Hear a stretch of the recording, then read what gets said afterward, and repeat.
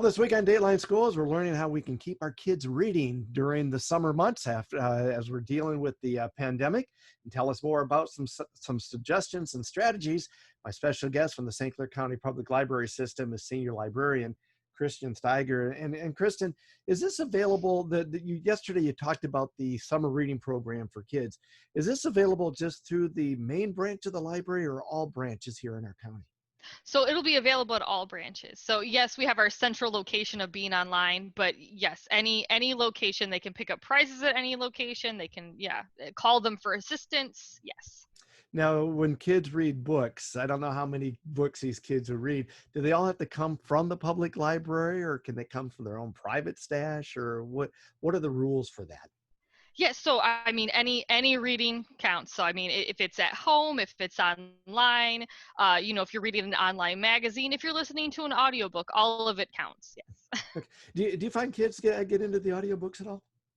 Yeah. I know we have some families that come in and they check out the audiobooks to listen to on road trips when they go places during the summer, or some kids when they're getting some assistance with reading, they might check out the audiobook and the print version, and then while the audiobook's playing, they can look at the text and then work on their reading skills.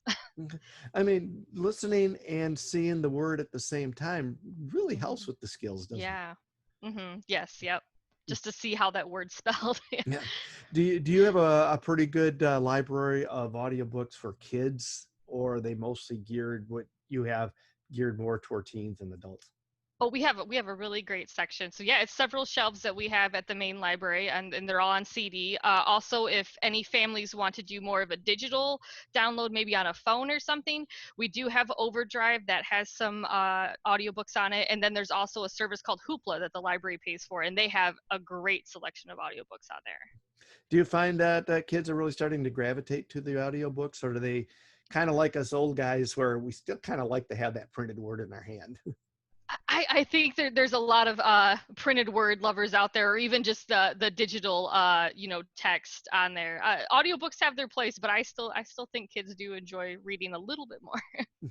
Does it take much more for the kids to check those out, or is it pretty much just like getting a book?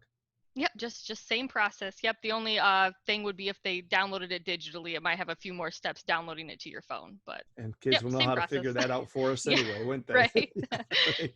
We'll be back with more tomorrow. For Dayline Schools, I'm Terry Harris.